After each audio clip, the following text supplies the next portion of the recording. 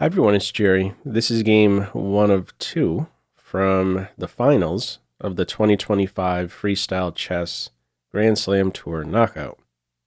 On the white end, Vincent Keymer playing against Fabiano Caruana. Classical time controls, 90 minutes with a 30-second increment. So this is position number 866. With this arrangement, the H-pawns are unprotected. Also, these cornered knights stick out. There's only one option for them. If you immediately deploy the cornered knights, do know that there's an immediate new weakness. This could maybe be an issue in some cases. You develop those cornered knights, the F-pawns are unprotected. Maybe a potential target. There shouldn't be that great a rush in developing the cornered knights. Do know that in order to castle towards the G file with this arrangement, you only need to move the knight and the bishop, just like regular chess. They rest on those same squares. The start to this game is c4, immediately giving direction to black. It is defended. Knight f3, b6, b4. So squeezing the maximum out of the b pawn. Maybe b5, maybe c5. Black's reaction here is with c5, maybe not wanting, maybe he doesn't want to see c5.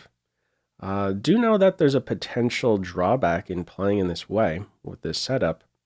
There is this small open diagonal towards the king. So maybe in some lines this can be irritating. Okay, for now it is c5. If you try something like this, you'll almost certainly get hit with b5 and it doesn't go anywhere. All right, in this case, it is c5. And now this nice little finesse, a little pit stop here on e5 to target the queen. This provokes d6, and only then do we have the capture on f6, removing the defender of h7. That's how it's going to play out. Now, if white doesn't provoke this move and immediately goes in for this capture, this is not going to be as good for white, because with this square open still, that's good news for the bishop and the queen. You know, we could see a capture on b4, maybe the bishop being deployed to c5 one day. This bishop, by the way, has a tough day at the office in this game. It makes two moves. One, and then the very next move, it goes back to its original square. Is not a contributor whatsoever in this game. All right, white's play here is to first provoke d6, and only then capture the knight. All right, we follow through, win a pawn, and from here, knight g6, pretty much the only response there. Queen was targeting the knight. From here, we have e3, and black gets that pawn back. White is placing a focus on completing development by playing e3. e3, bishop e2, and he's finally ready to go. Castle. If white first tries to resolve this tension with, let's say, the capture, this would be helpful to black. This would give black an open square here on d6 for the queen or the bishop. Moves like queen d6, castles, and there you go. The black rooks are looking pretty good there, both on half-opened files. So this would be helpful to black, initiating this capture. Also, playing b5, this would close up this wing over here, which probably is good news for the black king. You would like the position to be a bit closed on the wing you're on. An almost certain reaction here to b5 would be d5, queen d6, castles, and similarly, we're going to have the rooks operating well on these center files. One final reaction here to this pressure on b4. If you try and keep things a bit flexible with, let's say, a3, this is where we could see the bishop snake into this a4 square. And this is a real problem, actually, for white. Playing rook a1, there's a cost here, capturing the knight, capturing c4. In trying to shut down the idea of bishop a4 with b5, well, in this situation, there is a sacrifice. You give up the bishop and then go hunting for this uncastled king. This is considered winning here for Team Black. Major pieces swarming in, the queen, the bishop, maybe entering. It's in a variation like this where the queen on h7 is really sticking out as a liability. She's out of play, not around there, securing the king. So it is best how Keymer plays it here. He focuses on developing, keeps this tension as is. e3 in this game, Caruana gets that pawn back. Bishop e2, and from here rook c5 is played. Computer also has its eye, a top move is knight to e5. Maybe a bit tricky to play for a human because you kind of view that knight on g6 as cutting out the queen's mobility. Her eyes immediately open up along this diagonal if knight e5 is played. Why is maybe this move a top move? Well, what eventually happens in this game, this e5 square is cut out, taken under control by white. d4 is in shortly. And this knight runs into this very strong idea of h4, h5, and this hits really, really hard. Hits fast, and follow up h6 breaks up this structure, which is already fragile. Maybe anticipating this idea, getting the knight to a square before it's kicked to a very awkward square. Once h5 is in this game, it ends up going here and interfering with the bishop. It's bad news for black. Okay, in this one, rook c5 on board, knight g3, queen c7, d4, rook a5. Follow up rook c2, bishop c6, and just before the skewer, white is there just in time with castles. So we are 12 moves in. This is really the main, these first 12 moves were the most important ones to really touch on. Caruana's play from here was with rook to a3, and it's already winning for white. What's top in this position is f5.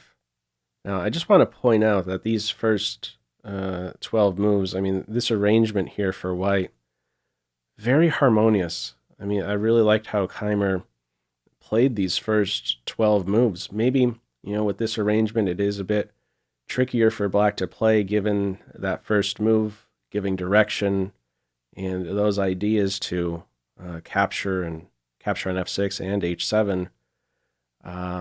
But yeah, it's critical position already for black. Keep in mind that rook lift to c5, forget about castling on that wing. So the king at this point is either staying on this square. If you want to castle, you go here, but again, you're not gonna do that with this queen on h7. The king is stuck in the center, basically, for black, and it's big trouble with still all of this material on board. Now, again, rook a3 was played. It has its eye here on f5 as a top move. Now, a couple things to note about f5. One, f4 is potentially there now. That's the first move that crossed my mind, to try and be disruptive to e3, open up this file for the rook, maybe look to converge on e3 with rook a3 a little bit later. Another point behind f5 is that it combats this idea, this very strong idea, again, of h4 and h5. Now, how does it do that exactly? Well, if white tries this idea of h4, h5 in this position with the pawn on f5 rather than f6, Here's how the computer wants to play it. It says, bring this queen here to e7. And now, in response to h5, there is a nice forward reply to eliminate this very strong f3 knight. All right, Caruana does not play in this way. No f5. It's rook a3. Next up, bishop a3. At least the rook is active. That's why he's flicking in this one first. It is a stable square here on a3, but this is already considered a busted position for black 12 moves in. So let's see exactly how Keymer here converts it. There will be many ways to convert this one. His approach is fantastic. So rook c1 here. There was nothing wrong with rook to d2 or b2 hanging on to this pawn. I believe he wanted to stay coordinated, keep the rooks connected. In the event of a capture, he's looking to contest the a file, maybe. All right, from here, a5 does have a majority. It starts to roll. From here, h5, follow up d5, very invasive pawn, cutting out this square from the minor pieces. The queen next up, the knight, going to be tucked right behind. Two reinforcements here, the bishop, that's no problem. There are these connected passers, but again, with still all of this material on board, the king stuck in the center, this is crushing here for white. Contest the a file, rooks kept on. This is a really strong knight. It's not your regular three-pointer, so Caruana has his eye on removing it, giving up the exchange. In comes h6. We get the capture. Isolated pawns everywhere. Follow up bishop h5. I love that move. Rather than capturing with the queen, maybe you take with the bishop and win the rook, or maybe next up you take with the queen and then take in this way. Probably best, though, to not even exchange queens. This king will never feel comfortable for as long as the queens are on board. There's no safe shelter for this king. Bishop h5 it is in this game. Exchange sacrifice. Bishop b3. Desperately just trying to advance these passers and be a distraction for white, but it's not going to work. Activate a rook. Knight c8. He's regrouping here for the next game. I mean, 2 ranks basically playing on here. You could already, how white plays it, he goes with knight to f1. You could already give the exchange, and that's certainly going to be a clear way to win. You round up all of these shortly. But how he plays it, I mean, he has his eye here on simply playing knight to d2, and you wouldn't even have to give the exchange. You break down this configuration over here with a knight. He tries to rattle the position a little bit, Caruana, b5, but we could just take queen c7, knight e3, cutting out a couple squares from the bishop, securing the pawn, knight b6, we get to an open file. This is a huge square. Bishop f3, there's some competition here over the pawn. If we end up chopping away, there's multiple approaches. This pawn in the end could fall if we're smashing away here. That's not going to work out. Again, this bishop not doing anything. In this game, it's f5. Queen takes pawn. The bishop sees the world for a moment, but it immediately returns back. Queen is there defending, and now d6 is hit, so returns to defend d6. Again, it's completely gone from here. Rook c6, a3, rook takes pawn, and from here, the knight blocks. What other option does black have? If you capture the rook, queen sweeps in, and queen block drops the knight. King move invites the rook into the mix with check. And if you block with the knight, well, there goes one of the 2 connected passers, and the other one will fall shortly as well. This bishop is also running out of squares. So that's not going to work. Capturing the rook.